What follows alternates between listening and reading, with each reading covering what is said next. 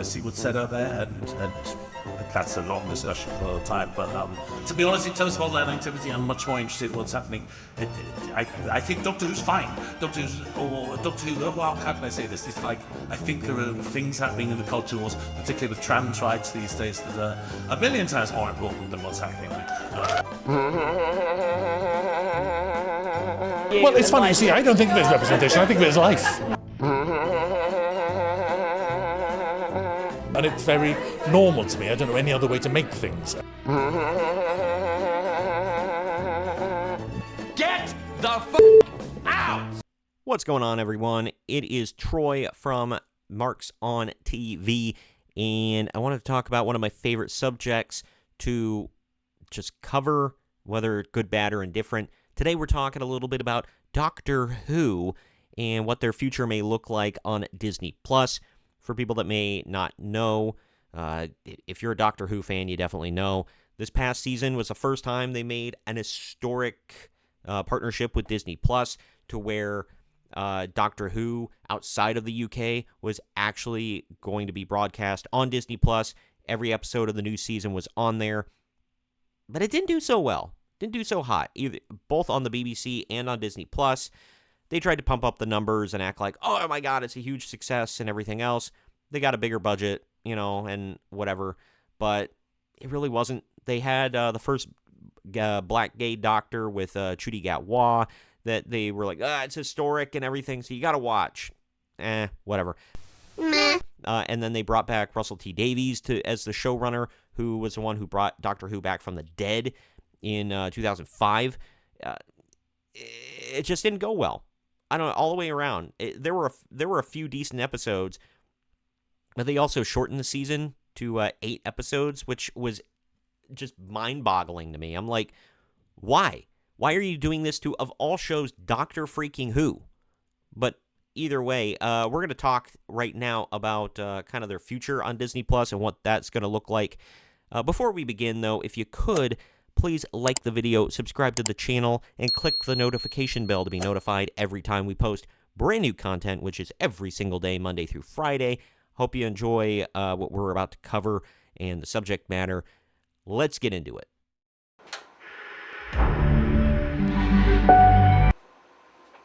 We're going to Giant Freaking Robot with this one. I just recently started checking this site out more. It's pretty good.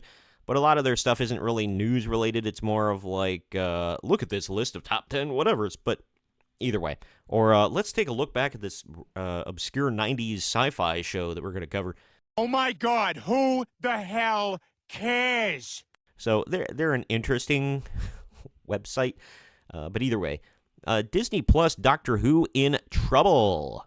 Uh-oh, poop! As you may recall, Disney and the BBC struck a deal back in 2022, which dictated that the former would exclusively host future seasons of the long-running hit series Doctor Who on their Disney Plus streaming service across North America. For people that don't know, it was on Max, or formerly HBO Max, here in America for a while.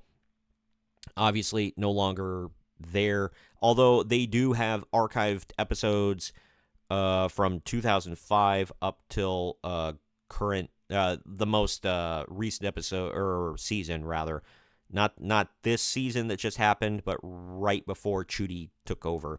So the last episode you can see is actually where Jodie Whittaker's Doctor, she regenerates into David Tennant again. You'd have to watch the episode to know what I'm talking about, but that's all on Max. So if you want to check that out. And then Tubi has Old Who. So if you want to watch any Doctor Who, classic Doctor Who from before 2005's, resurgence, you can check it out on Tubi. But all the new stuff from the new episodes and whatnot are on Disney+. That's the coolest story I've ever heard in my entire life. That's insane. Can I hear it again? Now, according to a write-up in Deadline, it appears that deal may not be quite as lucrative as Disney execs might have hoped, as evidenced by a recent Disney panel which seemed to minimize their Doctor Who investments. While nothing is concrete about the state of the deal, this has led some fans to surmise that Disney and BBC may be on the fast track to ending their partnership. I mean, that picture right there kind of says it all. It's fairly accurate. It's from one of the specials with David Tennant. I think it was the second one. Maybe it was the end of the first one. Either way, but Donna spills coffee all over the damn TARDIS and it explodes into flames.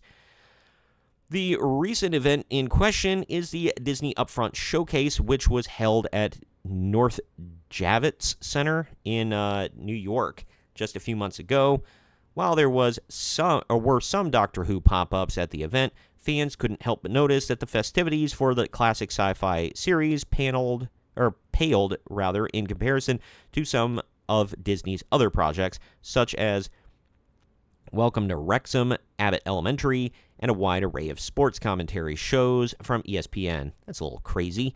But why?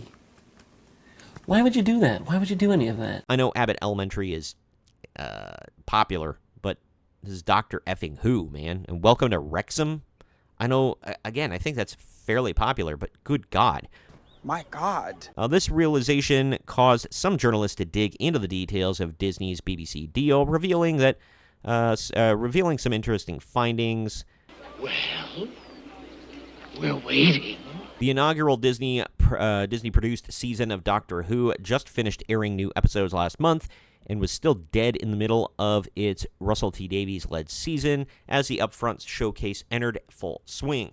Despite premiering to critical and audience acclaim, rumors have already begun swirling which suggest that Disney may back out of the project 3-season deal with the beloved series. It's tough to get a handle on just how much revenue the House of Mouse was able to bolster with the Doctor Who investment, though Deadline indicates that the per-episode investment for the first season of the partnership alone was over $13 million. That's a lot of nuts! Crazy. Part of the reason this new leg of Doctor Who managed to be so critically successful comes from the involvement of Davies. Sure, Jan. See, despite many fans enjoying the latest Doctor Who season, that's debatable, which stars Sex Education star Ncuti Gatwa. Some have complained that Disney's influence was too strong within the narrative, citing a so-called woke agenda which placed LGBTQ and BIPOC performers front and center. Everything that guy just says, bullshit. Sure.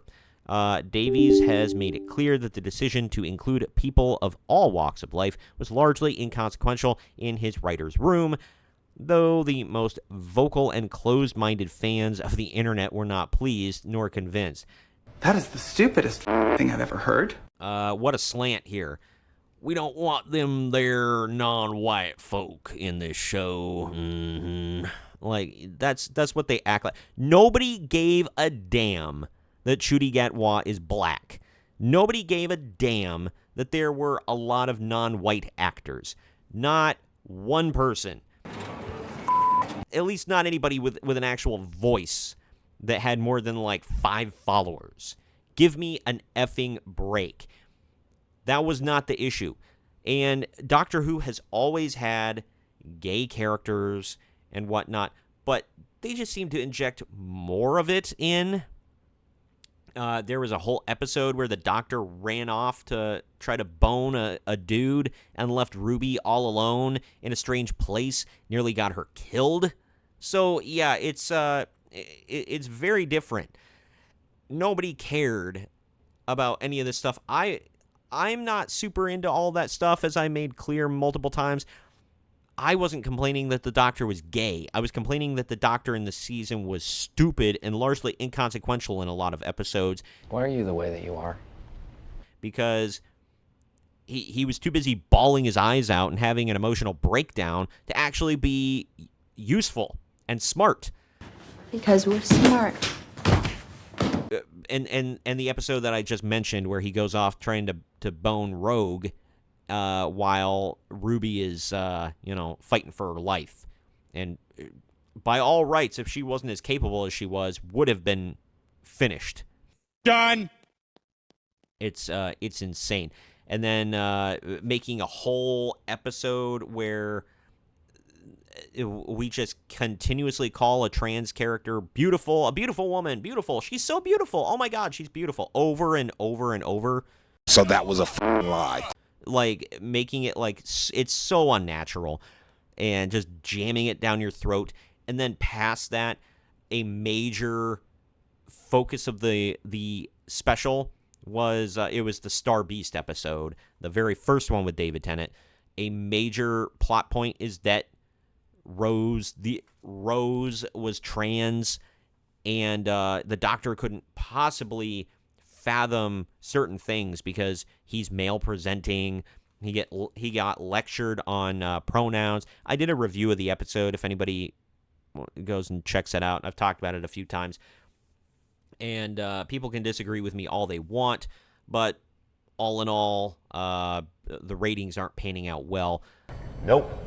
Anyway, finish this up. For now, there's no telling what Disney execs plan to do with this deal, nor how Disney pulling out could impact future seasons. Neither the BBC nor Disney has publicly commented about their alleged impending split at this time, even as the budget behind Doctor Who is expected to balloon even further in the coming year. My God. Money, please. My money. Taking a look here, Doctor Who on Rotten Tomatoes, 32% average audience score. He needs some milk. Top critic score, 100%, 24 fresh.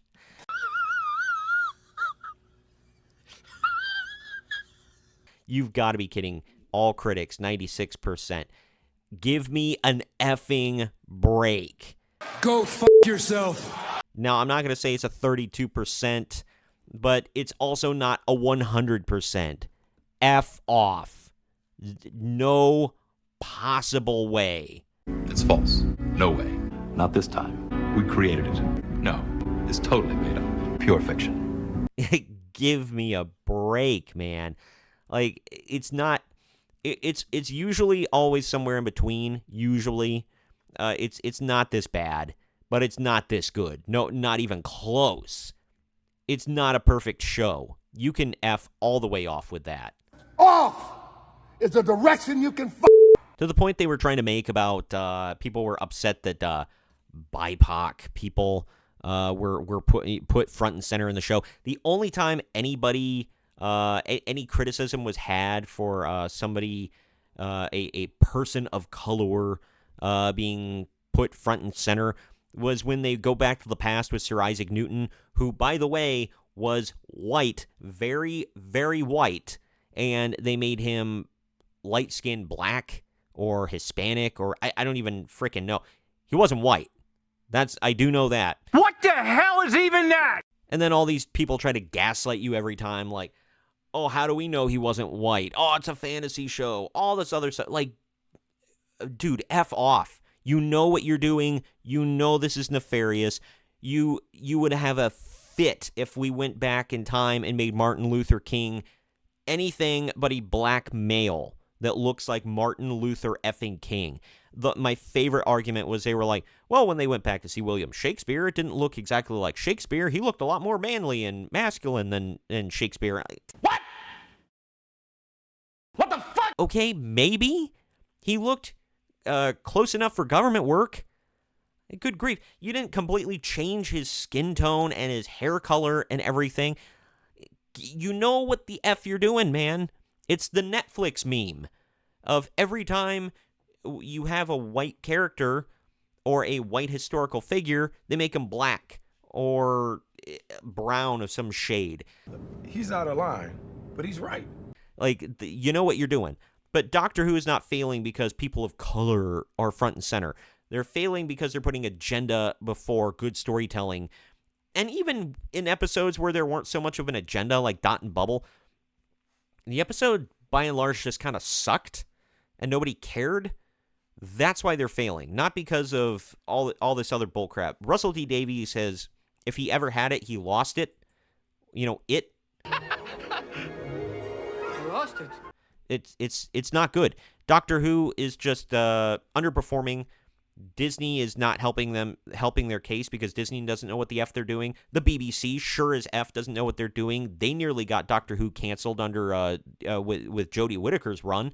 I've been reviewing your work. Quite frankly, it stinks. Chris Chibnall was a complete dumbass who ran the show straight into the freaking ground. Yup! There was a lot of contention about Stephen Moffat and his run. Boy, howdy, I was praying that Stephen Moffat would come back when Chris Chibnall had the reins of that show. It was abysmal, and it's just crap now. That is one big pile of shit. I was more than willing to give Ncuti Gatwa a chance, but they just made him an emotional wreck. He cries all the time. He's never serious. He's never smart. He must be the stupidest son of a alive. And the show as a whole is just kind of meh. All the reveals are lame. Like, you'd have to go back into my Doctor Who reviews. I have a whole playlist here with episode breakdowns and reviews, and I give all my opinions on that. I'm not going to do it here because we're already running long, but I implore you to go check that out and see what I'm talking about. But anyway, that's all I've got for this one. Comment with your thoughts on this. Do you think Doctor Who will turn the ship around? Do you think they need to turn the ship around? Is this all just fake news? Do you think that they're going to stick around?